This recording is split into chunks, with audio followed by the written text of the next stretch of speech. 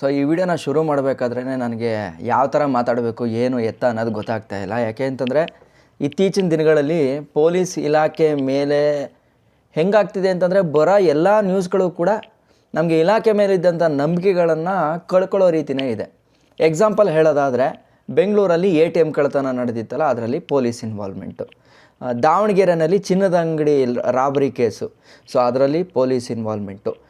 Traffic ಪೊಲೀಸವರು ಬೆಂಗಳೂರಲ್ಲಿ ಸುಮ್ಮನೆ ಬದ್ದವ್ರ ಮೇಲೆಲ್ಲ ಹಲ್ಲೆ ಮಾಡಿ ಒಡೆಯೋದು ಮಾಡೋದು ಅವೆಲ್ಲ ಮಾಡಿ ಆ ರೋಡ್ ಮೇಲೂ ಕೂಡ ಪೊಲೀಸವ್ರನ್ನ ನೋಡಿತು ಅಂತಂದರೆ ಭಯ ಪಟ್ಕೊಳ್ಳೋಂಥ ಇನ್ಸಿಡೆಂಟ್ ಆಗ್ತಾಯಿದೆ. ಆ್ಯಂಡ್ ಜೊತೆಗೆ ಈ ವಿಡಿಯೋದಲ್ಲಿ ನಿಷ್ಠಾವಂತ ಅಧಿಕಾರಿಗಳು ಯಾರ್ಯಾರು ಇದ್ದೀರೋ ದಯವಿಟ್ಟು ನೀವು ಯಾರೂ ಕೂಡ ಬೇಜಾರು ಮಾಡ್ಕೋಬೇಡಿ. ಯಾಕೆ ಅಂತಂದರೆ ಈ ವಿಡಿಯೋ ನಿಮ್ಗೆ ಅಪ್ಲೈ ಆಗಲ್ಲ. ಸೊ ಯಾರು ಭ್ರಷ್ಟರು ಇರ್ತಾರೋ ಅಥವಾ ಯಾರು ಈ ಅನಾಚಾರದ ಕೆಲಸಗಳನ್ನು ಡಿಪಾರ್ಟ್ಮೆಂಟ್ ಹೆಸರನ್ನ ಹೇಳ್ಕೊಂಡು ಮಾಡ್ತಿರ್ತಾರೋ ಅವ್ರಿಗಂತೂ 100% ಇದು ಅಪ್ಲೈ ಆಗುತ್ತೆ.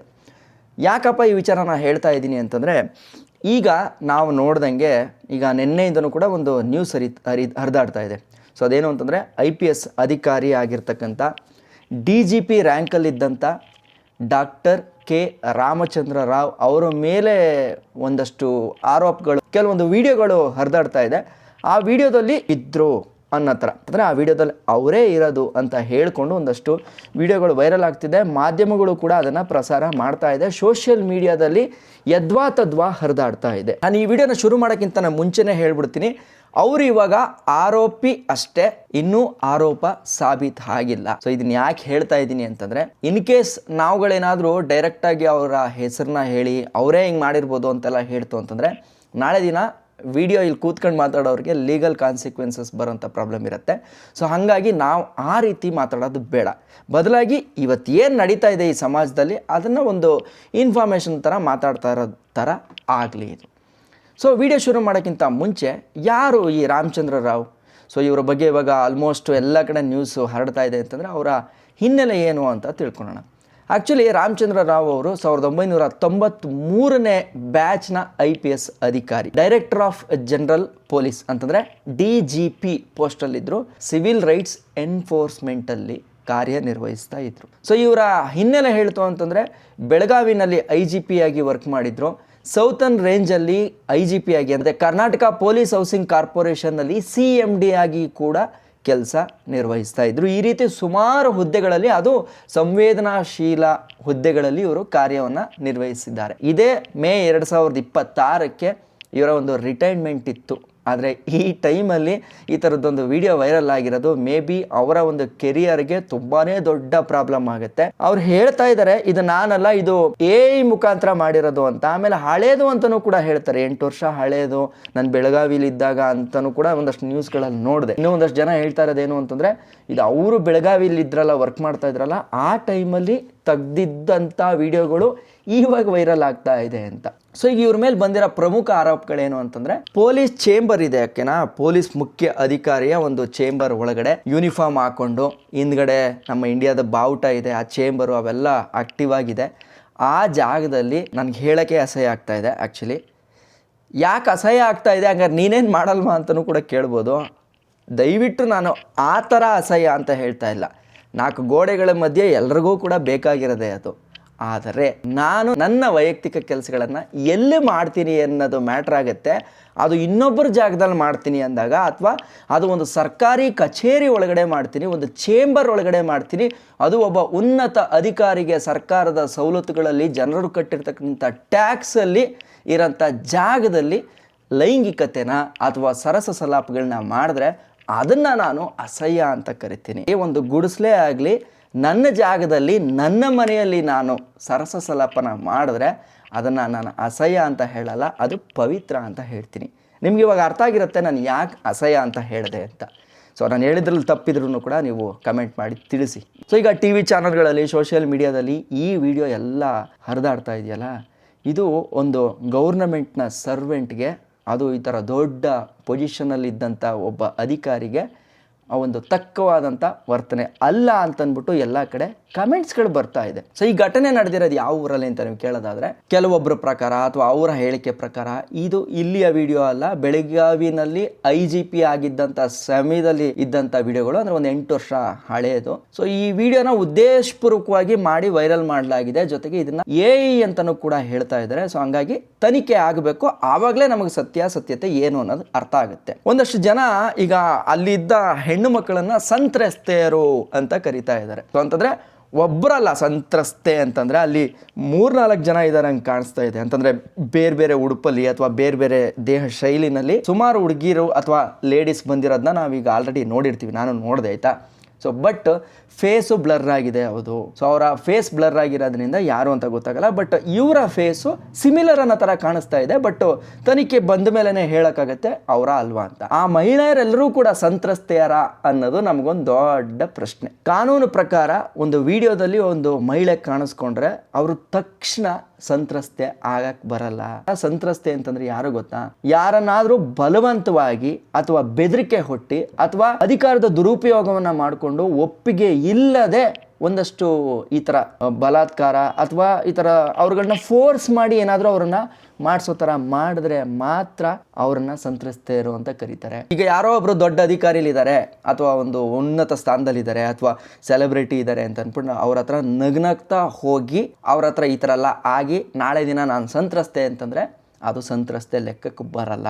ಸೊ ಅದನ್ನು ಯಾರು ಆಪೋಸಿಟಲ್ಲಿರ್ತಾರೆ ಅವರು ಕೂಡ ಅದನ್ನು ವಾದ ಮಾಡಿ ಗೆಲ್ಲಂಥ ಸಾಧ್ಯತೆ ಇರುತ್ತೆ.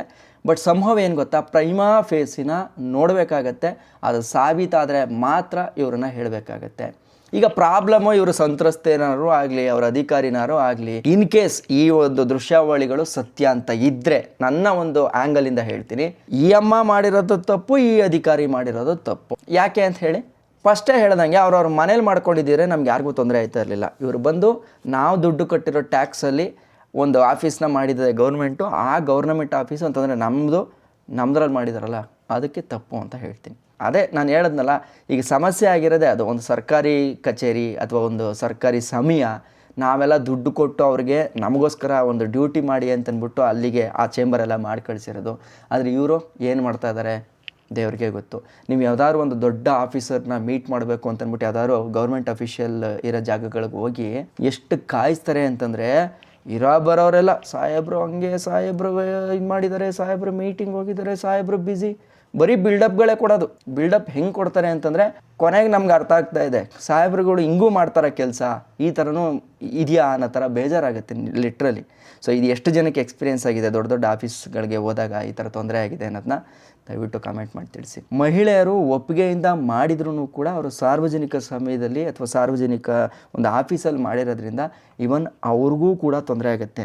ಆಯ್ತಪ್ಪ, ನನಗೆ ಅವ್ರು ಇಷ್ಟ ಇದ್ದರು ನಾನು ಅವ್ರ ಜೊತೆ ಹೋಯ್ತು ಅಂತಂದರೆ ನನಗೆ ಯಾಕೆ ಇದು ಮಾಡ್ತಾ ಇದ್ದೀರಾ ಅಂತ ಹೇಳಕ್ಕೆ ಬರಲ್ಲ. ಅವರು ಸಂತ್ರಸ್ತೆ ಅಂತ ಅಂದ್ಕೊಂಡು ಓಕೆ ನನಗೆ ಇವರಿಂದ ಬೆದರಿಕೆ ಇತ್ತು ಅಥವಾ ನನಗೆ ಇವರಿಂದ ಪ್ರಾರಂಭ ಆಗ್ತಾಯಿತ್ತು, ನನಗೆ ಹಿಂಗೆಲ್ಲ ಹಿಂಸೆ ಆಗ್ತಾಯಿತ್ತು, ಸೊ ಇವರು ಹಂಗೆ ಮಾಡಿಬಿಡ್ತೀನಿ ಹಿಂಗೆ ಮಾಡಿಬಿಡ್ತೀನಿ ಅಂತ ಹೇಳಿದ್ರು, ಹಂಗಾಗಿ ಒಪ್ಕೊಂಡು ನಾನು ಮಾಡಿದೆ ಅಂತ ಹೇಳಿದ್ರೂ ಕೂಡ ಅವ್ರ ಮೇಲೆ ತೊಂದರೆ ಆಗುತ್ತೆ. ಇನ್ನು ಆ ವಿಡಿಯೋ ಏನಾದರೂ ನಿಜ ಅಂತ ಸಾಬೀತಾದರೆ ಆ ವಿಡಿಯೋನ ಶೂಟ್ ಮಾಡಿದಾರಲ್ಲ ಅವ್ರಿಗೂ ಪ್ರಾಬ್ಲಮ್ ಆಗುತ್ತೆ. ಯಾಕೆ ಅಂತಂದರೆ ಯಾರ ಒಬ್ಬರ ಖಾಸಗಿ ಕ್ಷಣಗಳನ್ನು ಸೆರೆ ಹಿಡಿಯುವಂಥ ಮೊಬೈಲಲ್ಲಿ ರೆಕಾರ್ಡ್ ಮಾಡೋಂಥ ಅಧಿಕಾರ ಯಾರಿಗೂ ಇರಲ್ಲ. ಇವನ್ ಅದು ನಮ್ಮ ಸರ್ಕಾರಿ ಆಫೀಸೇ ಆದ್ರೂ ಅವರಲ್ಲಿ ಒಂದು ಇಂಟಿಮೇಸಿನಲ್ಲೋ ಅಥವಾ ಒಂದು ರೊಮ್ಯಾನ್ಸಲ್ಲೋ ಇದ್ದಾರೆ ಅಂತಂದರೆ ಅದನ್ನು ಶೂಟ್ ಮಾಡೋಕ್ಕೆ ಬರಲ್ಲ. ಸೊ ಹಂಗಾದ್ರೆ ಏನಪ್ಪ ಮಾಡಬೇಕು ಇವ್ರು ಮಾಡೋ ಕೆಲಸಕ್ಕೆ ಅಂತಂದರೆ, ನಾವು ಅವರ ಮೇಲ್ ಅಥಾರಿಟಿಗೆ ಹೋಗ್ಬಿಟ್ಟು ಮತ್ತೆ ಕಂಪ್ಲೇಂಟ್ ಮಾಡಬೇಕು. ಸೊ ಇದು ರೂಲ್ಸ್ ಇರೋದು. ಇನ್ ಕೇಸ್ ಇದು AI ಅಲ್ಲ ಅನ್ನೋದಾದರೆ ನೋಡೋಣ ಅದು ಏನಾಗುತ್ತೆ ಏನು ಅಂತ ಗೊತ್ತಿಲ್ಲ. ಬಟ್ ಈಗ ಪ್ರೆಸೆಂಟ್ ಏನಾಗಿದೆ ಅಂತಂದರೆ ಇಡೀ ಪೊಲೀಸ್ ಇಲಾಖೆಗೆ ಇದೊಂಥರ ಮುಖಭಂಗ ಆಗಿದೆ. ಅದು ಸತ್ಯನೋ ಸುಳ್ಳೋ ಗೊತ್ತಿಲ್ಲ, ಅದು ಆಮೇಲೆ ಆಗುತ್ತೆ. ಬಟ್ ಅದರ ಒಂದು ಮರ್ಯಾದೆ ಥರದ ಪ್ರಶ್ನೆ ಆಗಿದೆ. ಸೊ ಅದಕ್ಕೆ ಏನು ಮಾಡಿದ್ದಾರೆ ಅಂತಂದರೆ all India service conduct rules 1968 rule 3 ಪ್ರಕಾರ ಒಬ್ಬ ಗೌರ್ನಮೆಂಟ್ ಸರ್ವೆಂಟ್ ಇರೋರು must maintain integrity, dignity and public confidence ಇವೆಲ್ಲವೂ ಕೂಡ ಇರಬೇಕು. ಆದರೆ ಇವರು ಒಂದು ಈ ಥರದ ಮಿಸ್ಯೂಸ್ ಮಾಡಿರೋದ್ರಿಂದ ಇವ್ರ ಮೇಲೆ ಏನಾಗಿದೆ ಅಂತಂದರೆ ಸಸ್ಪೆನ್ಷನ್ ಆಗಿದೆ. May be next procedure departmental enquiry ಆಗುತ್ತೆ, ಸರ್ವಿಸಿಂದ ಡಿಸ್ಮಿಸಲ್ ಆಗೋಂಥ ಚಾನ್ಸಸ್ಸು ಕೂಡ ಇರುತ್ತೆ. BNS ಅಫೆನ್ಸ್ ಪ್ರೂವ್ ಏನಾದರೂ ಆಯಿತು ಅಂತಂದರೆ ಕ್ರಿಮಿನಲ್ ಕೇಸ್ ಆಗೋಂಥ ಸಾಧ್ಯತೆ ಇರುತ್ತೆ. ಮತ್ತು ಆಫೀಸ್ ಟೈಮಲ್ಲಿ ಹೆಣ್ಣು ಮಕ್ಕಳಿಗೆ ದೌರ್ಜನ್ಯ ಮಾಡಿರ್ತಕ್ಕಂಥ ಕೇಸು, ಇನ್ ಕೇಸ್ ಅವ್ರಿಗೆ ಏನಾದ್ರು ಒಪ್ಪಿಗೆ ಇಲ್ಲದೆ ಅಥವಾ ಅವ್ರಿಗೆ ಹೆದರಿಸಿ ಬೆದರಿಸಿ ಈ ಥರ ಒಂದು ರೊಮ್ಯಾಂಟಿಕ್ಕಾಗಿ ಮಾಡಿದರೆ ಆ ಒಂದು ಕೇಸ್ ಕೂಡ ಅಟ್ರ್ಯಾಕ್ಟ್ ಆಗುತ್ತೆ. ನಾನು ಆ ಕೇಸ್ ಬಗ್ಗೆ ಏನು ಎತ್ತ ಅಂದ್ಬಿಟ್ಟು ಹಳೇದೊಂದು ವೀಡಿಯೋದಲ್ಲೇ ನಾನು ನಿಮಗೆ ಎಕ್ಸ್ಪ್ಲೈನ್ ಮಾಡಿ ಹೇಳಿದ್ದೆ. ಸೊ ಅದ್ರ ಲಿಂಕ್ ಹಾಕಿರ್ತೀನಿ ಬೇಕಾದ್ರೆ ನೋಡಿ.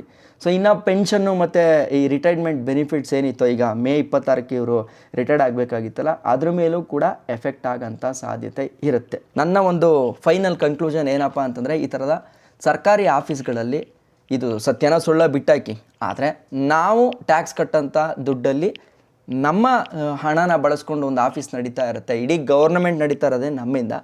ಆದರೆ ನಮ್ಮ ದುಡ್ಡಲ್ಲಿ ಇವರು ಈ ಥರ ಎಲ್ಲ ಅಸಹ್ಯದ ಕೆಲಸ ಮಾಡಿದ್ರೆ ಇದ್ರ ಎಷ್ಟರ ಮಟ್ಟಿಗೆ ಸರಿ ಅನ್ನೋದನ್ನು ಕಮೆಂಟ್ ಮಾಡಿ ತಿಳಿಸಿ. ಆ್ಯಂಡ್ ಜೊತೆಗೆ ಸದ್ಯದ ದಿನಗಳಲ್ಲಿ ಆಗ್ತಾ ಇರ್ತಕ್ಕಂಥ ಪೊಲೀಸ್ ಡಿಪಾರ್ಟ್ಮೆಂಟಲ್ಲಿ ಕೆಲವೊಂದು ಮಿಸ್ಕಂಡಕ್ಟ್ಗಳಿಂದ ಏನಾಗ್ತಿದೆ ಅಂತಂದರೆ, ಪಾಪ ಎಷ್ಟೋ ನಿಷ್ಠಾವಂತ ಅಧಿಕಾರಿಗಳಿಗೂ ಕೂಡ ಪಬ್ಲಿಕ್ಕಲ್ಲಿ ಇವತ್ತು ಇರಸು ಮುರುಸಾಗ್ತಾ ಇದೆ. ಆ್ಯಂಡ್ ನೀವು ಜನ ನೋಡ್ತಾ ಇರೋರು ಕಮೆಂಟ್ ಮಾಡಿ ತಿಳಿಸಿ, ಈ ಥರದ ಬೆಳವಣಿಗೆಗಳು ಇತ್ತೀಚೆಗೆ ಕರ್ನಾಟಕದಲ್ಲಿ ಜಾಸ್ತಿ ಆಗ್ತಾ ಇರೋದ್ರ ಬಗ್ಗೆ ನಿಮ್ಮ ಒಪಿನಿಯನ್ ಏನು ಅಂತ. ಇಷ್ಟು ಹೇಳ್ತಾ ನಾಳೆ ಇನ್ನೊಂದು ಹೊಸ ಮಾಹಿತಿ ಜೊತೆಗೆ ನಿಮ್ಮ ಹತ್ರ ಸಿಗ್ತೀನಿ ಅಂತ ಹೇಳ್ತಾ, ನಾನು ನಿಮ್ಮ ಕಿರಣ್. ಜೈ ಹಿಂದ್, ಜೈ ಕರ್ನಾಟಕ ಮಾತೆ.